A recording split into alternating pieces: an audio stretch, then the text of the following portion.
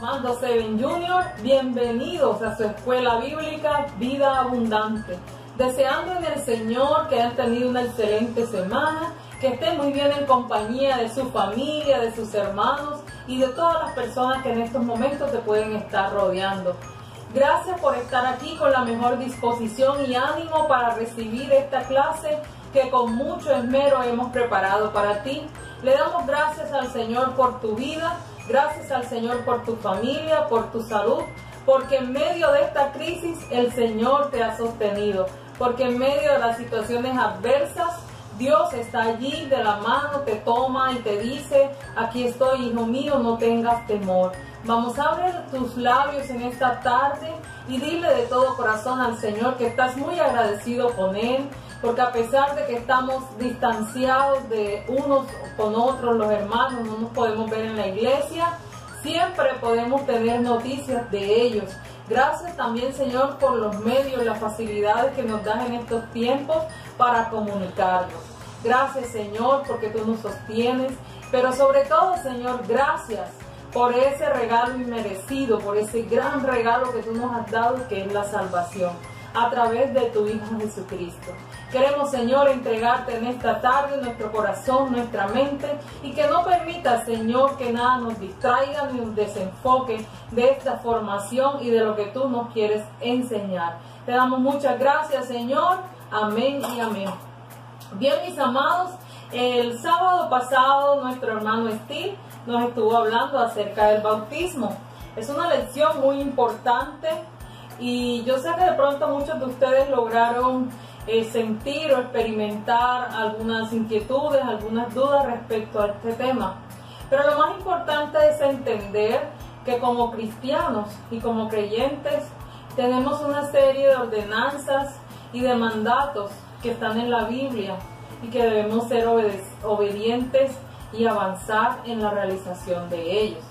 Entonces, el bautismo básicamente es una ordenanza, es un sacramento, bien nos lo explicaban el sábado anterior.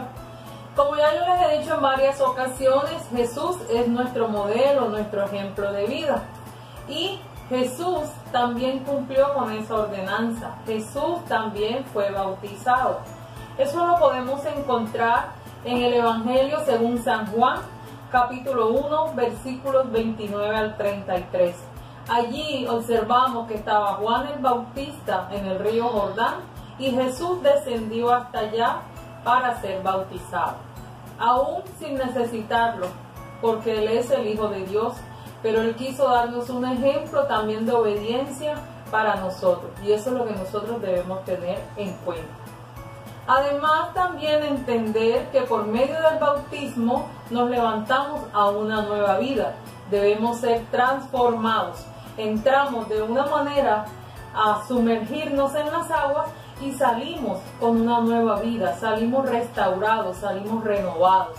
Entonces, mi amado preadolescente, yo te quiero animar a que en esta tarde, si tú has sentido el deseo en tu corazón de bautizarte, el deseo en tu corazón de seguir profundizando en la doctrina, nos lo puedas manifestar y puedas seguir orando para que el Señor siga manteniendo firme ese deseo en tu corazón. Bien, entonces te voy a invitar a que ya tengas preparada tu Biblia, tu libreta, tu lapicero y podamos avanzar con la lección del día de hoy. Hoy vamos a mirar otro sacramento u otra ordenanza o mandato y se trata de la Cena del Señor. Rápidamente recuerda qué imagen tienes tú de la Cena del Señor. Quizás recuerda a Jesucristo rodeado de sus 12 apóstoles en torno a una mesa, compartiendo el pan, ¿cierto? Compartiendo el vino, como un símbolo de lo que representa la Cena del Señor. Pero vamos a ir mucho más allá de ese símbolo, vamos a adentrarnos en el fundamento real de la Cena del Señor. Entonces, en tu Biblia, tú vas a buscar el Evangelio según Mateo, capítulo 26, versículo 17 al 29. Y lo vas a tener allí preparado para cuando yo te indique, lo vamos a leer. Mateo 26, capítulos versículos 17 al 29. Bien, entonces vamos a explicar cuál es el objetivo principal de la Cena del Señor. Nosotros debemos conocer las diferentes indicaciones que nos da la Biblia y que están relacionadas no solamente con la Cena del Señor, sino con todos los sacramentos y ordenanzas que el mismo Jesucristo estableció. Entonces, la Cena del Señor es una señal de comunión tanto con Jesús como con todo el pueblo. Bien, ahora sí vamos a ir a Mateo capítulo 26 y vamos a leer los versículos 26 al 28, que nos dicen, tiene por título Institución de la Cena del Señor, del 26 al 28. Y mientras comía, tomó Jesús el pan y bendijo, y lo partió y dio a sus discípulos, y dijo: tomad, comed, esto es mi cuerpo. Y tomando la copa, y habiendo dado gracias, les dio diciendo: bebed de ella todos, porque esto es mi sangre del nuevo pacto, que por muchos es derramada para remisión de los pecados. Amén. Entonces aquí, en esta parte del Evangelio según San Mateo, Jesús nos enseña sobre cómo se instituyó la cena del Señor. Y nosotros en nuestra iglesia, en nuestra congregación, siempre recordamos ese momento. Ya vamos a mirar más adelante cómo lo hacemos. Es muy importante que tengamos en cuenta la palabra Cena del Señor y la palabra Pascua, entendiendo que la Cena del Señor es un tiempo de comunión. Se simboliza el pan como el cuerpo de Cristo y el vino como la sangre de Jesús. Cada vez que nosotros celebramos la Cena del Señor o la Santa Cena, estamos cumpliendo lo que Jesús nos pidió. También nosotros lo podemos encontrar en el libro de Apocalipsis 19:9. Apocalipsis capítulo 19, versículo 9. Vamos a mirar cómo se desarrolló la Cena del Señor a través de los tiempos. Hay 3 tiempos que están marcados. El primer tiempo es el Antiguo Pacto. El Antiguo Pacto o la Pascua lo podemos encontrar en el libro de Éxodo, capítulo 12, 1:28. Éxodo, capítulo 12, 1:28. Recordemos que la Pascua era la conmemoración del pueblo israelita al salir del cautiverio en Egipto. Entonces ellos anualmente celebraban la Pascua. Pero vamos a mirar en una parte que nos quiere decir el tema de la Pascua. Éxodo 12 tiene por título la Pascua, en la cual Jehová habla a Moisés y a Aarón sobre cómo debían disponer la Pascua para el Señor. Sabemos que en este tiempo los egipcios se habían afrontado a una serie de plagas, y la plaga más terrible, la que hizo que Faraón liberara al pueblo, fue cuando Dios mandó muerte sobre los primogénitos que estuvieran en ese momento. Pero los primogénitos del pueblo de Dios no iban a ser tocados, porque con el mismo cordero que habían preparado la cena, debían marcar el dintel de la puerta. Así el ángel del Señor iba a pasar de largo y no iba a tocar a los primogénitos. De esa manera se instituyó la Pascua, y ellos anualmente celebraban esta fiesta recordando que el Señor los liberó del cautiverio. Bien, el segundo tiempo de la Cena del Señor es el Nuevo Pacto. Siempre que nosotros hablemos de Nuevo Pacto, debemos recordar que este fue hecho por el mismo Jesucristo. El mismo Jesucristo instituyó la cena. El mismo Jesucristo se ofreció como cordero inmolado. Y su sangre preciosa nos limpió de pecado, nos dio la redención. Entonces nosotros en el nuevo pacto debemos recordar que a través de este sacrificio de Jesús, Él nos dio la redención. Entonces lo podemos mirar en el mismo Evangelio de Mateo 26, 17, 28, cómo el Señor se ofreció como cordero. También lo podemos encontrar en el primer libro de Corintios, capítulo 11, versículos 24 al 26. Vamos a leer Mateo 26 al 28. Vamos un momento al Evangelio según Mateo para recordar cómo es el tema de la Santa Cena. Dice que el primer día de fiesta de los panes sin levadura, los discípulos llegan donde Jesús a decirle: ¿dónde quieres que preparemos para que comas la Pascua?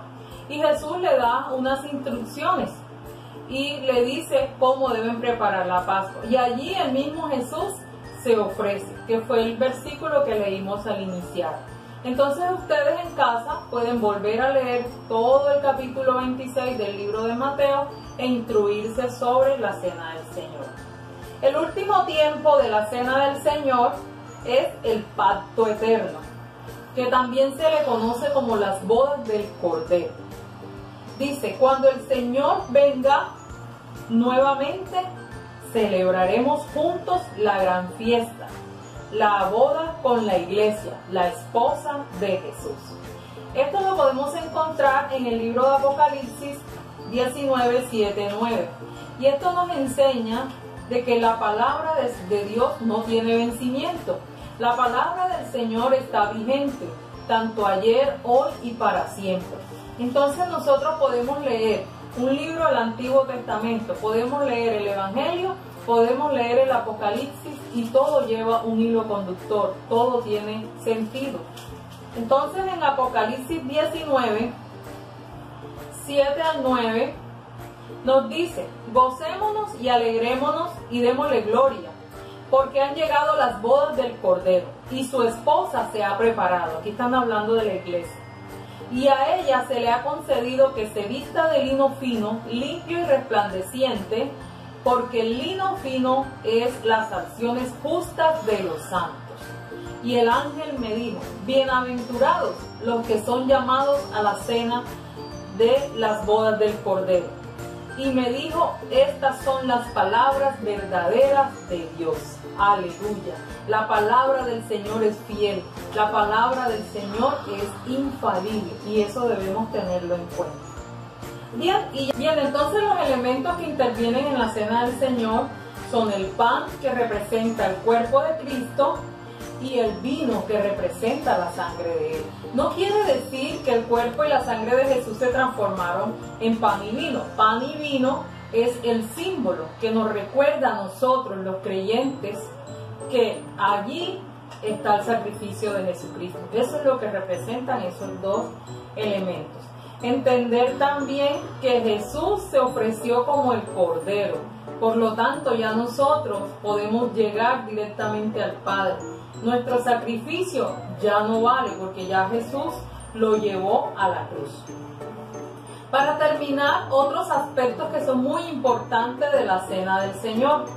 El propósito de la Cena del Señor: conmemorar la muerte y la resurrección de nuestro Señor Jesucristo.